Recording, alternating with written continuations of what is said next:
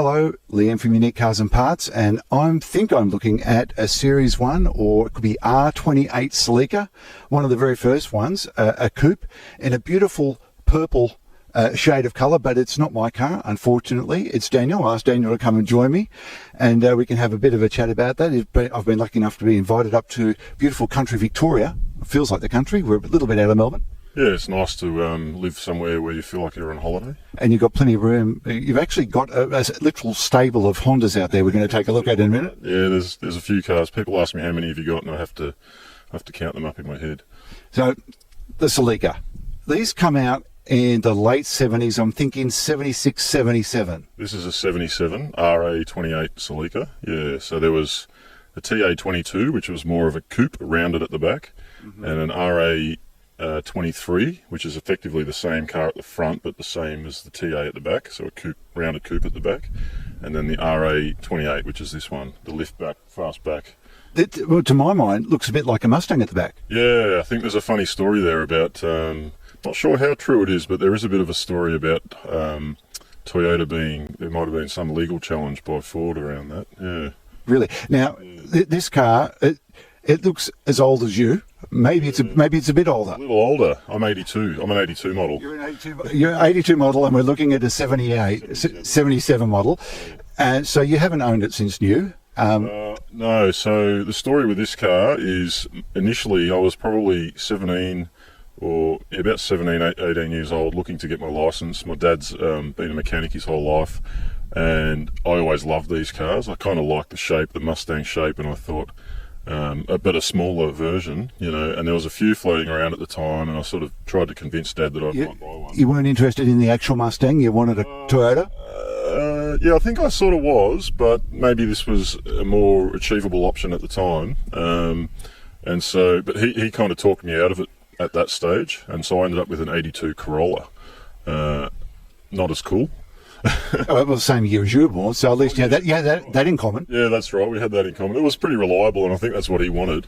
But later on, I decided I would do one. Not much later, probably early 20s, and so I bought 8 of these Rex, ranging from Rex to sort of on the road. How many did you buy? I bought 8. 8? Yes.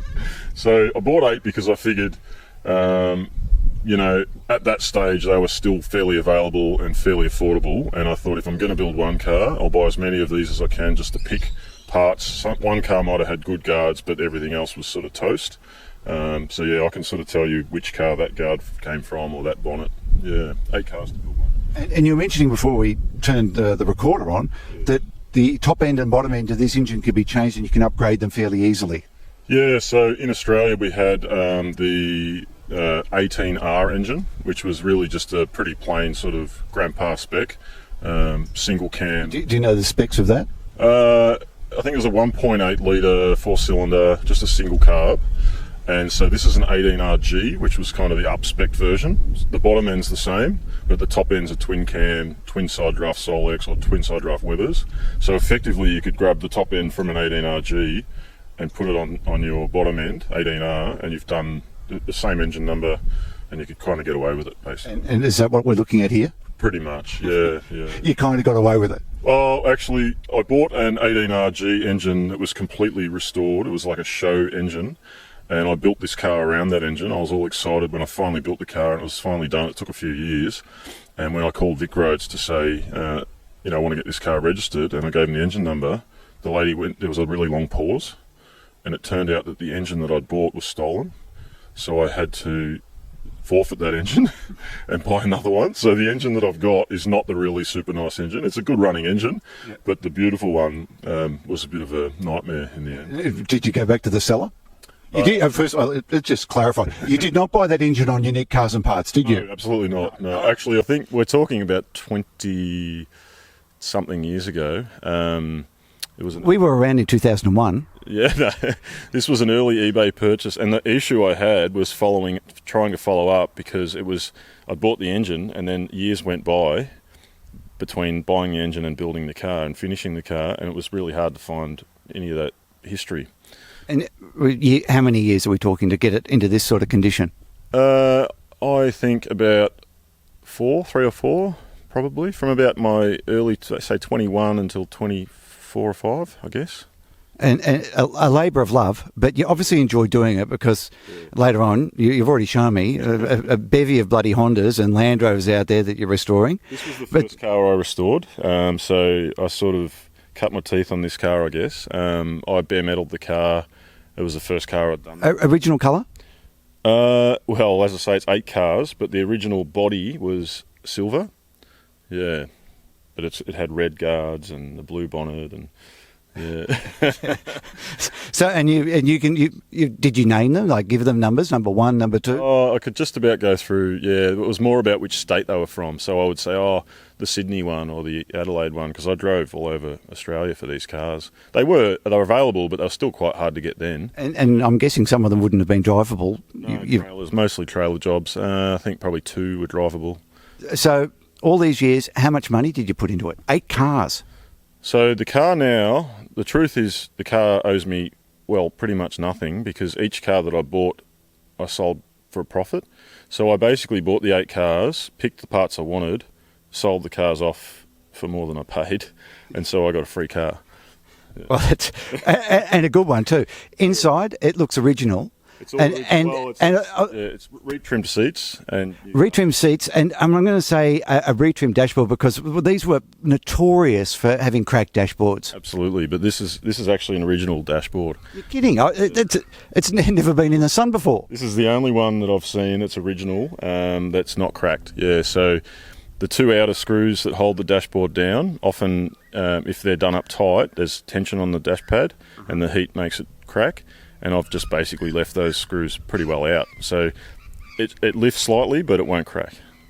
Yeah. Well, it looks like new. And inside, I'll take some photos and we can overlay those as we're having the chat. Yeah. But you've got the original radio. Center console without being bastardised, as they say. It hasn't had the hole cut out for the head unit.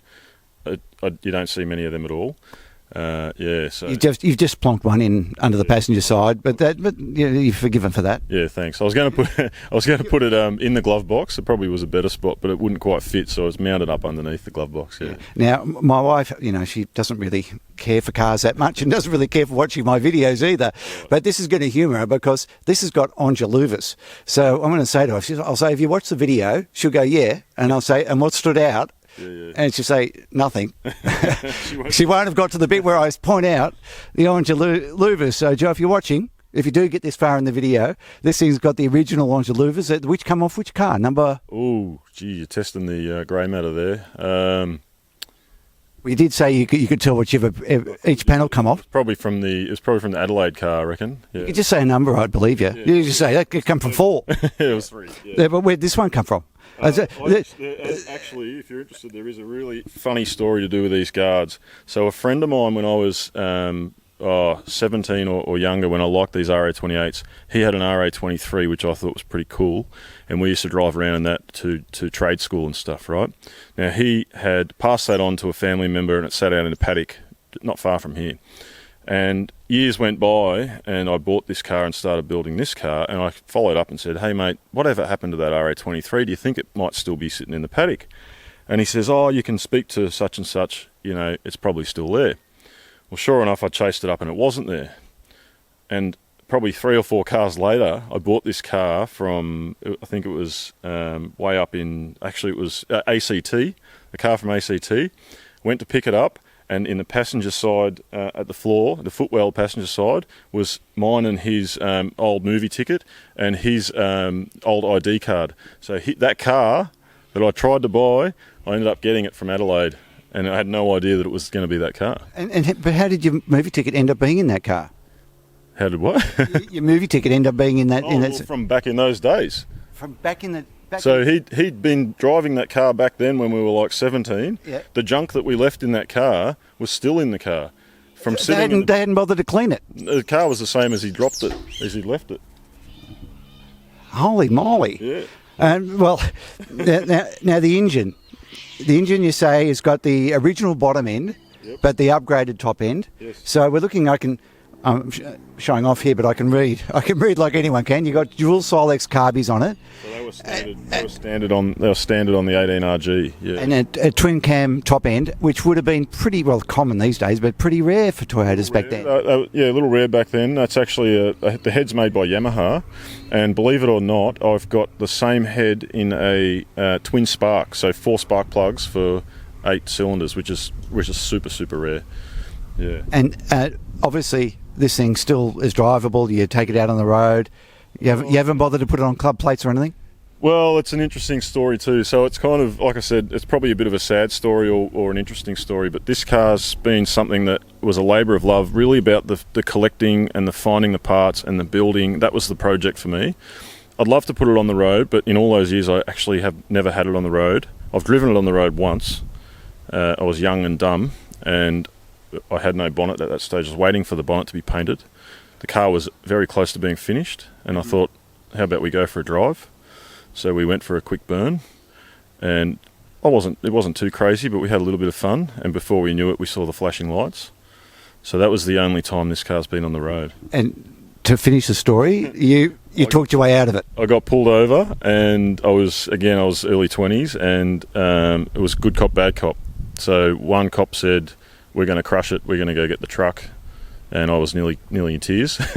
And the other cop came up, and he was really interested in the car, and he was a bit more forgiving. I wasn't far from home, and he sort of said, just drive home and see what happens. And I got a fine in the mail for about $900. So I probably could have paid the rego. Well, anyway, Daniel, it is a testament to the ability you've got to be able to put something like this together from 8 individual cars. It looks fantastic. Non-original wheels, I'm guessing. Is there anything else, and the hi-fi inside, anything else that's non-original, just before we sign off? There is, yeah. So this is not an original GT. You might have noticed the GT graphics down the side, GT badges. There was actually a GT version of an RA28. Don't think there was many sold in Australia. I bought most of the GT stuff from the States. So the GT mirror, the GT grill, which is a honeycomb type grill, and obviously the louver. When I pulled up in the 1990 Mazda 626, did you see the GT badge on the back of that? Yeah, that's a ripper. Did you fall for it? Yeah, nearly. This will come as a shock. It's not original GT. No. I don't think they made GT 626s. Probably not. No. Not many people went to the lawn bowls with the GT Mazda 626. Well, Daniel, this is fantastic. You saw the hats in the parcel shelf. Yeah, I did. That's it. Yeah, that's the one. Yeah, he's on to me. Well, Daniel, thanks for. It's obviously still drivable because you put it front and centre from the shed over there. You put it front and centre in the garden, so I could take some photos of it. It looks fantastic. I'm going to pop back in about a year's time, and you're going to take me for driving it, aren't you? Oh, let's do it. I better book in for the rear tyre that needs a replacement, but yeah, we'll do that. Yeah. All right. You're on. Deal. Thanks, mate. Cheers, mate. Good on you.